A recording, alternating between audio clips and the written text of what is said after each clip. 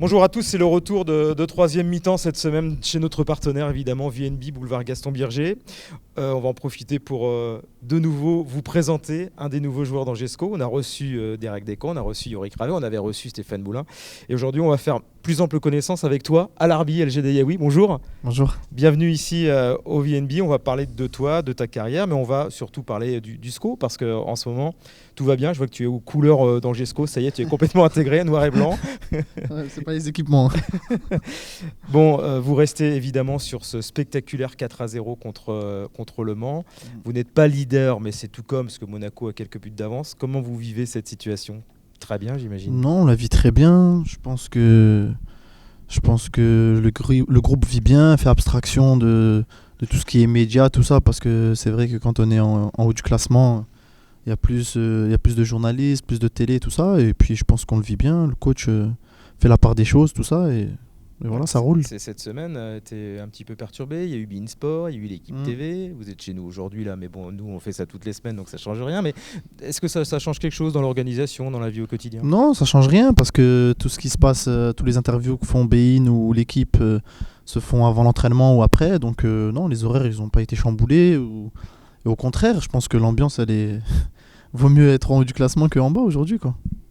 Tu l'as senti ça dès le début quand tu as intégré ce groupe, qu'il y avait un état d'esprit, on revient souvent là-dessus. Moi j'en ai parlé un petit peu avec Stéphane Moulin, il m'a dit c'est vrai cette année, peut-être qu'on réussit parce qu'il y a un groupe extrêmement sain, personne ne tire la couverture à lui notamment. Tu le sens ça par rapport à tes expériences ? Ouais, c'est clair, j'ai connu pas mal de vestiaires, j'ai connu Châteauroux, Brest, Guingamp. Et puis c'est vrai que dès mon arrivée, les joueurs ont tout fait pour bien m'intégrer. J'ai senti que les joueurs étaient vraiment solidaires entre eux. Dès le début, je suis arrivé, on a fait une bouffe entre nous tout de suite.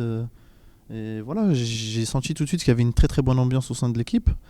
Après, c'est pas ça qui fait que ça suffit pas. Ça suffit pas, bien sûr. Mais après, au fur et à mesure des entraînements, j'ai vu qu'il y avait beaucoup de qualité. C'était des gros entraînements. J'entrais chez moi, j'étais épuisé. T'avais intérêt d'être au top, sinon ça se voyait en fait. Si t'es pas bon, ça se voit. Et des fois, il y a des entraînements dans certains clubs, si t'es pas bon, ça se voit pas trop. Et là, ça se voit. Il y a beaucoup de qualité dans le groupe. Et après, c'est vrai qu'il y a, comme je vous ai dit, une vie de groupe super intéressante. Et je pense que ça porte ses fruits. Bon, la vie de groupe est bonne. La qualité du jeu également. Est-ce que tu pensais honnêtement quand tu as signé dans ce club, au vu des premiers matchs de préparation, que vous pourriez être aussitôt bien placé et avoir des ambitions de ce genre ? Oui, je suis obligé de vous dire oui parce que, comme je vous ai dit, les matchs amicaux, ça s'est bien passé. On a fait des bons matchs amicaux et après, l'état d'esprit était de prendre les matchs les uns après les autres et d'essayer de ne pas prendre de buts. On savait qu'on était costaud. Non, je ne suis pas étonné d'être à cette place-là aujourd'hui. Bon, ce qui fait la différence par rapport à l'année dernière, c'est qu'il y a des joueurs comme toi, comme Yorick Ravet, qui sont arrivés pour amener la percussion dont le SCO manquait. Il y a également donc beaucoup de concurrence. Ça, tu le savais quand tu as signé. On va revenir tout à l'heure sur ton arrivée à Angers. C'est aussi ce qui fait que le groupe est de qualité. C'est parce qu'il faut se battre pour avoir sa place, non ? Ouais, c'est clair. Il y a une grosse concurrence au sein de l'équipe. Après, la concurrence est très saine. Les joueurs qui sont assis sur le banc ne sont pas étonnés d'être sur le banc. Là, on en revient à l'état d'esprit. Voilà, exactement. On a toujours l'impression que le coach met la meilleure équipe sur le terrain. Donc voilà, après, le coach, malgré les victoires, des fois, il a fait tourner. Moi, pendant que j'étais blessé pendant 2-3 semaines, j'ai vu Charlie être titulaire et gagner les matchs. Ensuite, Diego a pris le relais. Ça a continué à gagner. Donc non, il n'y a aucun souci là-dessus. Mais c'est vrai que le fait d'être plusieurs à certains postes, ça permet d'être performant toutes les semaines.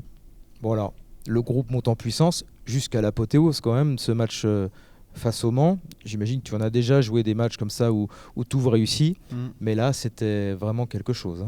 Non, c'est clair, c'était inoubliable. Comment on vit ça de l'intérieur, ce genre de match ? Il y avait une grosse pression avant le match déjà, on savait que on nous attendait au tournant. Après, c'était Le Mans, c'est pas n'importe quel club. C'est un derby. C'est le club où habite le président. Ouais, exactement. Voilà, donc, il est sponsor du club. On en a parlé. Ouais. On en a parlé avant le match. On s'était dit entre nous si on peut faire un petit cadeau au président. C'était ce Il soir-là. nous en fera un après. Ouais, c'est clair, ouais. Non, mais sans penser à ça, on voulait vraiment lui faire plaisir. On sentait que même le président, avant ce match-là, il n'était pas comme d'habitude. Il avait une pression, il avait une pression sur lui, une pression positive, quoi. Il voulait faire un résultat. Et donc, c'est vrai qu'après, tout s'est enchaîné, tout nous a souri. Et franchement, c'était super. C'était une super soirée, quoi. Il y avait une superbe ambiance. Et Claudio, magnifique. Marquer 4 buts, ça t'est déjà arrivé, toi, Non, dans jamais. un match? Jamais. Si, en Benjamin Ouais. ou en poussin. J'en mettais 7 même. Non, mais en professionnel, ouais. c'est super C'est un rare. grand moment pour lui, là. Ah, c'est un grand moment, on sent qu'il est bien, il est en confiance. L'équipe, voilà, nous, dès qu'on peut lui donner. On sait qu'il lui en faut pas beaucoup. Donc franchement, moi même perso, quand je suis sur le terrain, quand je peux le chercher, je le cherche, quoi. Donc on sait qu'il est efficace et contre Le Mans, il l'a montré, quoi. Vous sentez que c'est l'homme fort, avec Fodé également, que toi tu découvres cette année. Tu Ouais. connaissais sans doute Non. moins, parce qu'il est moins connu que Claudio Non, Queijo. perso, je connaissais pas du tout. Ouais. Et j'étais très étonné dès les premières séances d'entraînement. C'est quelqu'un de très grand et qui a une grosse technique, ce qui est très rare. Et je pense qu'ils font très bien la paire. Après, c'est vrai que Claudio, il a quand même un talent. Il a une grosse frappe de balle. Il sait se placer. Il n'a pas besoin de voir. Il a pas besoin de regarder le but. Il sait où il est. Non, il a le sens du but. Ça, on pourra pas lui enlever. Donc, non, c'est clair. C'est un super joueur qui est en pleine forme. Bon, vous êtes deuxième parce que Monaco a égalisé en toute fin de match contre Ajaccio. Ça vous a embêté un peu, ça, de ne pas garder cette place de leader, ou vous dites c'est mieux d'être un petit peu moins sous le feu des projecteurs, même si vous y êtes beaucoup? Non, cette place-là, elle est bien aussi. Je sais pas, j'aime bien l'athlétisme, j'aime bien 1500 mètres et un Marocain comme moi, Hicham El Guerrou, aimait bien se placer en deuxième jusqu'au dernier 400 mètres. Et non, cette place me va bien. Après, c'est vrai, j'ai regardé le match en direct de Monaco. Ouais. Ça me faisait plaisir qu'ils perdaient 2-1. Et quand ils ont marqué le deuxième but, c'est vrai que ça m'a fait chier un petit peu, mais bon, c'est bien. Bon. Ça met du piment. En tout cas, vous êtes là sur le podium, bien placé, juste avant d'aller à Dijon et de recevoir Monaco. C'est pas les premiers tests quand même de la saison, parce que bon, même si votre parcours il est très beau pour l'instant, vous n'avez pas rencontré encore les leaders, enfin ceux qui sont amenés peut-être à jouer la tête. Ouais, eux aussi n'ont pas rencontré les leaders comme nous, donc on peut inverser la chose. Hein. Eux aussi, je pense qu'ils nous craignent aujourd'hui. Les équipes ne nous voyaient pas comme peut-être il y a 2 mois. Je sais pas, le coach nous avait dit là dans la presse, on commence à écrire Angers commence à être sérieux. Ça nous a fait marrer un peu, comme si on n'était pas sérieux avant. Ou... Non, nous on craint pas ces matchs-là. C'est vrai que c'est des matchs test. Non, mais Angers commence à être sérieux parce qu'on mettait pas Angers dans la catégorie des outsiders, je pense. Ouais, c'est clair. Mais sur le papier, on a une très belle équipe et franchement, je pense qu'on n'a rien à envier à des équipes comme Dijon.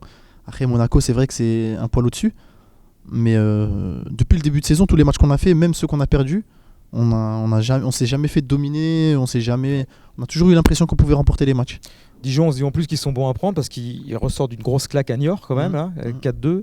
Jovial n'est pas là, il y a pas mal d'absents. Grégory Chill, tout ça, non ? C'est ce que vous vous dites, ou alors vous conservez votre état d'esprit en disant attention. Non, nous on n'a jamais regardé vraiment qui est blessé, qui n'est pas blessé, tout ça.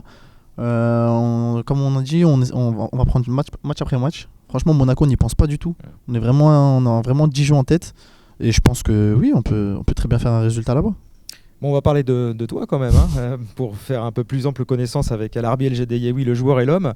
L'année dernière, tu étais à Guingamp. On va rappeler d'où tu viens. Tu es né à Strasbourg, c'est ça ? Tu es franco-marocain. Oui. Tu es né à Strasbourg. Tu n'as jamais joué à Strasbourg ? Non, jamais. Non, parce que tu es parti rapidement. Non, en fait, je suis parti à l'âge de 15 ans en centre de formation. Et sinon, auparavant, non, j'ai joué dans mon équipe de quartier et un club un peu plus huppé dans la banlieue strasbourgeoise, c'est Chilchi Game. Qui a fait parler de lui en Coupe de France souvent. Ouais, voilà. Ouais. Donc j'ai joué là-bas en 15 ans nationaux, tout ça, ça m'a permis de toucher un peu à une catégorie supérieure. Et après, non, je suis parti en centre de formation à 15 ans. Centre de formation, c'était Beauvais. À Beauvais. À l'époque, ils étaient en Ligue 2. Ouais. Et j'ai fait 3 ans là-bas. Ensuite, j'ai signé à Tours, où j'ai pu toucher à l'équipe 1, qui était en national à l'époque. J'ai fait une dizaine de matchs. Et ensuite, j'ai signé stagiaire pro à Châteauroux. C'est là le début de la carrière vraiment. Ouais, j'ai signé 1 an stagiaire pro. En fin de saison, on m'a fait signer un contrat professionnel de 3 ans. La première année, ça s'est super bien passé. J'ai prolongé encore mon contrat. La deuxième année, j'ai fait la deuxième année et ensuite, en fin de saison, j'ai été transféré à Brest. À Brest, ouais. À Brest où j'avais signé 2 ans. Et à Brest, au bout d'une saison, j'ai été transféré encore à Guingamp. Comment ça se fait que tu ne sois pas resté à Brest? Pourtant, tu fais une grosse saison. C'est que tu es déjà sollicité ou que ça se passe pas très bien avec le coach ou... Non, ça se passait très bien. Parce que nous, on se souvient de toi, effectivement, ce match contre Angers. Là, on en parlait un petit peu tout à l'heure en aparté. Tu fais un gros match et nous, on se souvient que déjà les dirigeants angevins t'avaient à l'œil à l'époque, mais tu devais être un peu cher, je pense. Ouais, je pense. Non, mais en fait, je suis parti parce que j'avais signé un contrat de 2 ans. Ouais. Et c'est vrai que j'avais fait une bonne saison. Et franchement, je m'attendais à une prolongation de contrat avant les vacances d'été. Et donc, ce que je n'ai pas eu. Donc, je suis parti en vacances avec dans la tête qu'il me restait qu'une saison. Donc, j'allais entamer une saison où j'allais être en fin de saison à la fin, en fin de contrat. Ouais. Et donc, Ça te convenait pas? Ouais, c'est pas que ça me convenait pas, c'est que là, on m'a sollicité de partout. Et donc, à un moment donné, on se pose la question, est-ce qu'ils veulent me garder? Et voilà, ensuite j'ai adhéré au discours de Guingamp qui venait de gagner la Coupe de France à l'époque, qualifié pour le tour préliminaire de l'UEFA. Voilà, ça m'a attiré un petit peu. Je me suis dit pourquoi pas toucher un petit peu à la Coupe d'Europe. Ouais, c'est pas mal, sauf que Guingamp c'est en Ligue 2 et je crois savoir qu'à l'époque tu as d'autres propositions nettement plus alléchantes. Ouais, j'avais Blackburn en Angleterre qui vraiment m'intéressait. Ah oui. Mais comme je vous ai expliqué un petit peu en aparté, c'est que les Anglais aiment bien voir le joueur pendant une semaine. Et je sais pas, j'ai pas osé partir là-bas une semaine. Pourquoi? Par peur de me blesser ou vraiment, je doutais pas de mes qualités, loin de là. À chaque fois que j'ai fait des essais ou quoi que ce soit, ça s'est super bien passé. J'ai super confiance en mes qualités, mais franchement là, avec la saison que j'avais fait, je pensais que je méritais pas de faire une semaine dans un club comme ça pour montrer mes qualités. Tu regrettes pas? Non, je regrette pas, je peux pas regretter parce que Guingamp quand même, voilà, ça m'a permis d'enchaîner des matchs. Je sais pas, j'ai vu un autre monde, j'ai connu un peu le tour préliminaire de l'UEFA. On a joué contre Hambourg, qui n'est pas n'importe quelle équipe. On a pris 5 à la maison. Ouais, on en a pris 5 à la maison, mais franchement, voilà, jouer contre Zé Roberto, tout ça, c'est quand même pas mal, c'est quelque chose. En un match, on prend 5 ans d'expérience. Et donc, voilà, non, je regrette rien. Franchement, je regrette rien. Ouais, c'est bien, tu vas de l'avant. Alors, l'aventure costarmoricaine à Guingamp, c'est assez compliqué parce qu'il y a un peu vous retombez après la Coupe de France, la Coupe de l'UEFA. On descend en national. Descendez en national. Ça se passe comment là avec Svinka? Tu joues, tu es titulaire? En fait, tu viens pour remplacer Richard Souma qui finalement reste là-bas. Non, je viens, je sais que Souma apparemment ne partira pas, le 31 août il passe. Bah, après on est en concurrence, donc il n'y a pas de souci. Après, je pense que voilà, j'ai enchaîné pas mal de matchs. Et on a eu une période noire où Mathis se blesse, moi je me blesse pour des bonnes petites périodes quand même, 3 mois. Ouais. Et à ce moment-là, plus aucune victoire. Pendant 3 mois et demi, on n'a pas gagné un match. Donc on est passé de la 7ème place à l'époque, je me rappelle, à la 19ème. Et il restait 5-6 matchs dès qu'on a récupéré un peu tout le groupe. La galère quoi. Une grosse galère et c'est vrai qu'après avec le coach c'était compliqué. Quand un coach est 19ème du classement, avec les journaux qui critiquent pas mal l'équipe, tout ça, je pense que voilà, il se sentait un peu perdu. Et ce qui est arrivé. Donc on est sur le national. Un club comme Guingamp, c'est vrai que ça a fait mal. Hein. Oui, mais il a suffisamment de ressources et de structures pour remonter. Ouais, c'est clair. On est remonté l'année d'après. Des fois, ça fait du bien. Avec du recul, je me dis que au cours de laquelle tu as beaucoup appris. Ouais, c'est national. Ouais, bien sûr, parce que pendant tout le championnat, on était dans les 3 premiers. Ça gagne pratiquement tous les week-ends. Ça prend du plaisir. À un moment donné, quand ça fait 1 an et demi que t'as pas pris de plaisir, des fois, il vaut mieux redescendre d'un échelon, se faire plaisir, reprendre confiance en soi et puis redémarrer quoi. Et puis vient la saison dernière, donc c'est Jocelyn Gourvenec qui entre-temps avait pris la place de Svinka. Et puis vient le mois de mars où là on lit partout El Arbi El Gedeaoui ne joue plus, il est mis à pied. Donc tu peux nous expliquer, revenir, je sais que tu en as déjà parlé, mais sur cet épisode de ta carrière et de ta vie. Ouais, je pense que c'était quand même une période assez difficile pour moi, que j'ai très mal vécu. En fait, on avait un petit différend avec l'entraîneur, mais rien de bien grave. Et puis, une fois, j'ai décidé de lui dire ces 4 vérités, mais tout en restant dans le respect, sans hausser le ton, comme des hommes, on va dire. Et puis, je l'ai fait devant le groupe. À la fin d'une séance, je l'ai fait dans le groupe en levant le doigt, comme à l'école. Donc, comme je vous ai dit, pour rester poli. Qu'est-ce que tu avais à dire là? Que tu ne te sentais plus capable de jouer en équipe première? Tu voulais Non, la vérité, c'est que je lui ai dit que la façon dont il gérait le groupe, elle était pas claire.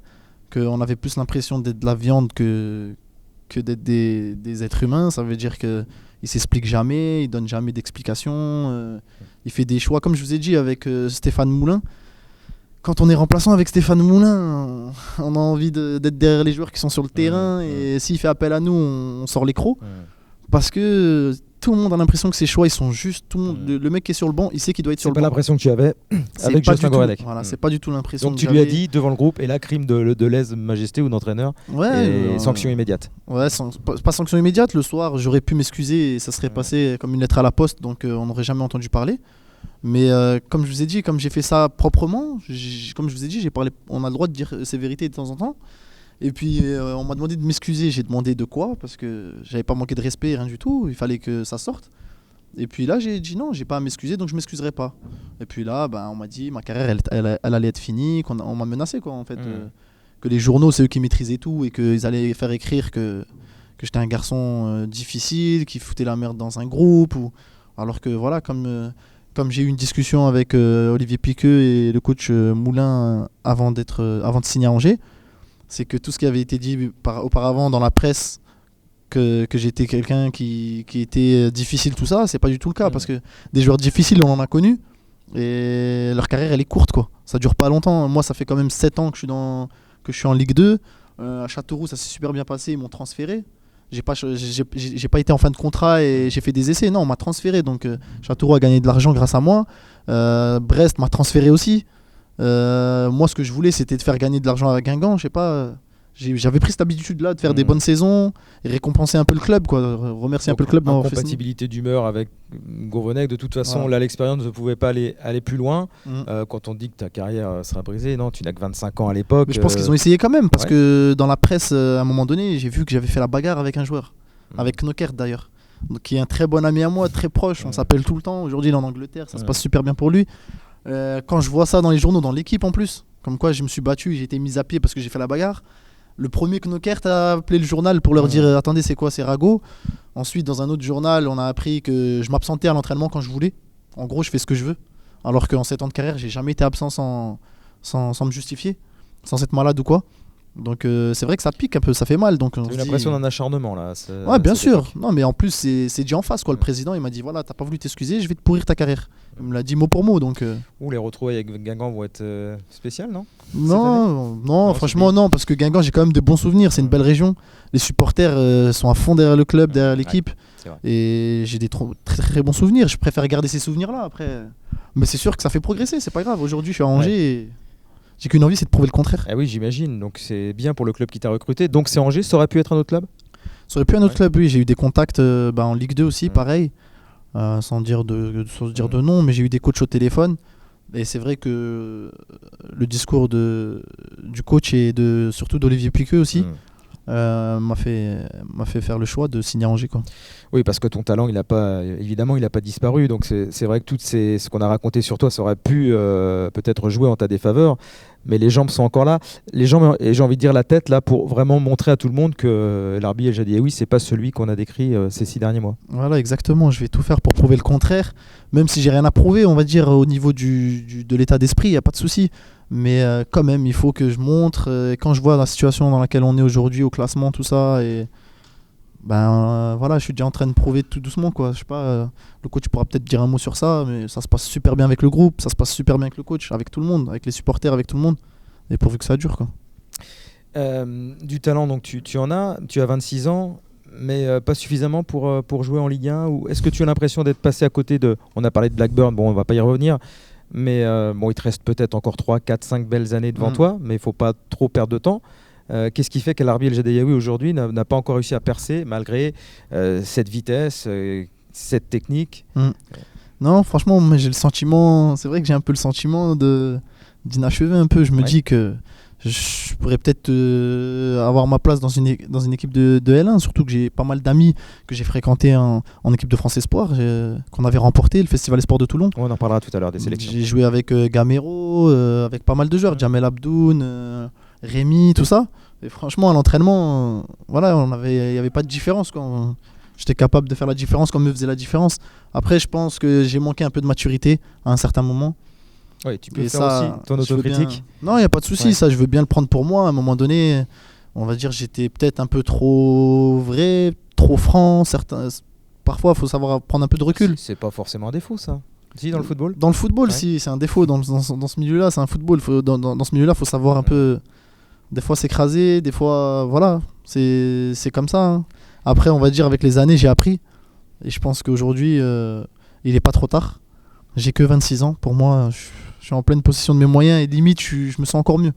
On va dire que je faisais des erreurs. C'est ce que tout le monde nous dit du côté de la Baumette. Hein. Vraiment, tu pètes tout au test, en tout cas. Tu as non, toujours un gros physique. Hein. Tu vas vite et tu as en plus un gros physique. Alors, le seul problème, c'est quand on joue pas très peu pendant 6 mois, souvent on se blesse. Et c'est un peu ce qui est arrivé en début de saison. Ouais, je sais pas si c'est à cause de ça, mais c'est vrai que j'ai enchaîné tous les matchs depuis le début de saison. Et à un moment donné, j'ai eu une petite douleur qui était rien de grave. Et on a quand même enchaîné le week-end d'après. Et je pense que c'est ce qui m'a fait mal. Si je me serais reposé, je pense, ce week-end-là, ce serait passé normal. Mais bon, c'était rien de grave. Hein. C'était 2-3 semaines d'arrêt. Et encore, non, 2 semaines d'arrêt et après 2 semaines de préparation, quoi. Mais non, je suis en pleine possession de mes moyens. Je pense que je suis au jour d'aujourd'hui, je peux pas être meilleur. Je pense parce que mentalement, je suis au top avec tout ce que j'ai connu. Après, je pense que je me suis stabilisé aujourd'hui. J'ai un petit garçon qui est très jeune encore, mais ouais. je pense que voilà, il me rend heureux. Je pense ça me calme beaucoup. Et puis voilà, après, j'ai pris de l'âge un peu, donc je vois les choses autrement. Aujourd'hui, j'ai envie d'aller en Ligue 1, franchement, je le dis haut et fort. Avec Angers ? Ouais, bien sûr, avec Angers, c'est mon premier souhait. Après, comme je vous ai dit, on pense au collectif. Et si on peut aller en Ligue 1 tous ensemble, c'est encore mieux. Ton poste de prédilection, c'est sur le côté gauche ou alors à droite pour rentrer ou éventuellement jouer en deuxième attaquant, ce que tu as déjà fait cette année ? Franchement, je préfère les côtés quand même, Ouais. que ce soit le côté gauche ou le côté droit, peu importe. Après, oui, je peux jouer deuxième attaquant, mais sur les côtés, j'aime bien avoir le ballon dans les pieds et aller percuter et aussi avoir le choix d'aller prendre la profondeur. Donc tout se passe bien. Tu es, on le rappelle, franco-algérien. Non, franco-marocain. Franco-marocain, pardon, parce que je pensais à Karim Djelabi, ce qu'on en parlait tout à l'heure, franco-marocain. Et tu as la particularité d'avoir été sélectionné pour les 2 drapeaux. Ouais, ben en fait, au départ, j'ai fait le Festival Sport de Toulon avec l'équipe de France. Ouais. Tu as d'abord été sélectionné en équipe de France ? Oui, d'abord en équipe de France, mais j'avais beaucoup de sollicitations de la part du Maroc. Mais voilà, je voulais jouer pour la France. C'était pour moi, c'était plus valorisant du fait qu'il y avait vraiment des très bons joueurs. Et j'en passe. Hein, je vous ai cité des noms tout à l'heure, mais j'en passe. Ensuite, on a gagné le tournoi. Et après, à cette époque-là, c'était soit l'équipe A de l'équipe de France, soit l'équipe A du Maroc. On pouvait encore jouer en espoir, mais c'était plus compliqué pour la France, en fait, on va dire. Et donc après, je me suis fait convoquer par l'équipe espoir du Maroc. Donc là, j'ai décidé d'y aller parce que c'est quand même mon pays, c'est quand même une fierté. Et entre nous, je pense que l'équipe de France, c'était voilà quoi, accessible comme c'était beaucoup plus. Si tu as fait ce choix-là à l'époque, c'est que tu pensais que ça allait être compliqué. Ouais, ça allait être compliqué pour l'équipe A, quoi. À un moment donné, c'est vrai que je sais que dans les journaux. Les journalistes et même un peu tout le monde supportent pas trop les gens qui changent comme ça. Mais je pense que moi, les gens ne m'en voudront pas parce que on est quand même un niveau en dessous et à un moment donné, c'est plus facile pour moi d'aller jouer pour l'équipe du Maroc que pour l'équipe de France. On voit aujourd'hui l'équipe de France, si tu joues pas au Bayern Munich, c'est compliqué. Donc ça fait partie toujours de tes objectifs ? Ouais, franchement, j'y pense. Hein, je l'ai un petit peu dans un petit coin de ma tête. Ouais. Jouer avec les A parce que j'ai jamais joué avec les A en fait. D'accord. Donc c'est vrai que jouer avec les A serait une grosse fierté pour moi et ouais, on verra bien, on va travailler pour. C'est qui l'entraîneur hein ils ont changé là, c'est un entraîneur local, mais je peux pas vous dire son nom. D'accord. Bon, il y a une colonie quand même, avec quelques joueurs franco-marocains comme toi dans le championnat, avec quelques. Ouais, il y a Ahmed Kantari que je connais bien là, ouais. de Brest, qui depuis de bonnes années fait partie de cette équipe-là. D'accord. Après, non, ils ont une grosse équipe. Hein. Accéder à cette équipe-là aussi, c'est pas facile. Après, je sais qu'ils sont dans une période difficile. Guéret, c'était le coach il n'y a pas si longtemps que ça. Ouais. Et donc là, ils ont changé de coach, c'est pour ça que je suis pas trop au courant. Mais je pense qu'il y aura du changement, donc on peut espérer. Et les Lions de l'Atlas, hein, je crois que c'est ça. Là, cette formation. Bon, tout se passe bien à l'Arbi El Jadé. Oui, je disais franco-algérien, c'est Karim Djelabi, on en parlait tout à l'heure, parce que bon, l'info qu'on a appris aujourd'hui, c'est qu'a priori, il n'a toujours pas de club et qu'il pourrait s'engager avec le Sporting Club de Beaucouzé, qui est un club qui joue en division supérieure régionale. Ça te fait quoi ? Là, ça te montre qu'une carrière, quand même, peut de temps en temps pas s'arrêter. On ne lui souhaite pas, bien sûr, parce qu'il n'a que 29 ans, je crois, Karim, mais tout peut aller très vite. Ouais, c'est clair, je le connais pas personnellement parce qu'on s'est croisés en fait, Ouais. mais je l'ai connu, on s'est croisés sur le terrain et c'est vrai qu'il est bourré de qualité, c'est un super latéral gauche et ouais, ça prouve qu'aujourd'hui il y a beaucoup de joueurs au chômage et le fait je connais pas le club de Bokouzé, mais perso, je pense que c'est juste pour garder la forme. Ouais. Je pense pas qu'il va participer au match, se mettre à jouer vraiment le jeu, Ce tout serait ça. une erreur peut-être. Ouais, je pense que ce serait une erreur, bien sûr, parce qu'il faut toujours espérer. Il y a beaucoup de clubs qui manquent de latéral ou à Noël, je pense qu'au mercato de janvier, il y aura des clubs qui rechercheront à ce poste-là. Tout au contraire, hein, il fait bien de garder la forme. Hein. Après, je pense que le médiatiser dans les journaux, dans la région, tout ça, ce serait pas une bonne idée si les journalistes peut-être nous écoutent ou quoi. Ça sert à rien va sortir, hein, de crier haut et fort qu'il signe à Bokouzé, je pense. Mm. Mais bon, après, moi, je lui souhaite que du bien. C'est un super joueur. Et je pense que s'il lâche pas mentalement, il va retrouver un club, il n'y a pas de souci. Bon, des super joueurs, il y en a aussi hein, dans votre équipe. On pense à Yorick Ravel qui marque aussi des buts incroyables. Ça donne envie, ça. C'est un joueur d'instinct. Ouais, c'est un joueur d'instinct. C'est quelqu'un de très technique, Ouais. qui a une technique pure, qui a une bonne vitesse aussi. Et il est prêté par un club de L1. Donc, automatiquement, en arrivant, on savait très bien qu'il avait de la qualité. Et aujourd'hui, il est en train de le prouver. Et surtout, il est en train de prouver à ceux qui ne l'ont pas fait confiance. Bon, tout va bien, là, vous croquez hein, dans la vie, hein, c'est vraiment ce qu'on sent. Et dans le foot, vous allez à Dijon sans peur. Non, jamais. Il faut avoir peur, ça reste du foot. On est allé à Ajaccio, on nous a dit ça aussi. Non, il n'y a pas de souci. On sait qu'on se comporte bien à l'extérieur, on est capable de ramener des résultats. Et c'est vrai qu'on y va avec plein d'espoir. On va essayer de ramener quelque chose de là-bas. Avec l'objectif éventuellement d'aller accrocher cette Ligue 1, le championnat est encore très long. On en saura un peu plus quand même après ces 2 matchs, on sera pratiquement au tiers du championnat. Ouais, on sera au tiers du championnat, on aura joué 2 grosses équipes, on va dire. Même si on a déjà joué Nantes en Coupe de la Ligue et on a déjà joué quelques bonnes équipes. Mais ouais, c'est vrai que c'est un très bon test. On va d'abord commencer par Dijon et après on verra Monaco. Très bien, Larbi. C'était un plaisir en tout cas de te recevoir. La vie angevine se passe bien. Ouais, Toi super qui as bien. connu, donc on rappelle Tours, Châteauroux, Brest, Guingamp. Non, franchement, Ouais. je le disais tout à l'heure, c'est la ville où je me sens le mieux depuis que je joue au foot. Il y a de quoi faire, c'est assez grand, c'est une belle ville, c'est propre.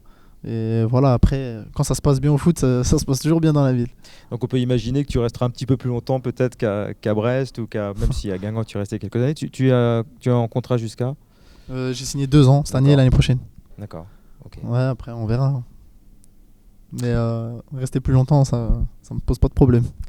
Très bien, merci en tout cas d'avoir été en notre compagnie aujourd'hui sur oxygenradio.com, hein, Sport 49, vous pouvez toujours y aller, mais vous êtes redirigé sur oxygenradio.com. On vous suivra évidemment, il y aura quelqu'un auprès de la pelouse à Gaston Gérard à Dijon pour sans doute une victoire ou une défaite, parce que vous ne savez pas faire de nul de toute façon. On nous a fait remarquer ça qu'on avait fait 0 nul. On verra bien, ce sera peut-être le premier, on sait pas. Espérons une victoire. Ça fait pas avancer. Allez, une petite victoire pour être toujours sur le toit de la Ligue 2. Merci à l'Arbi. Merci à vous. Et puis à très bientôt. Allez, au revoir. Merci.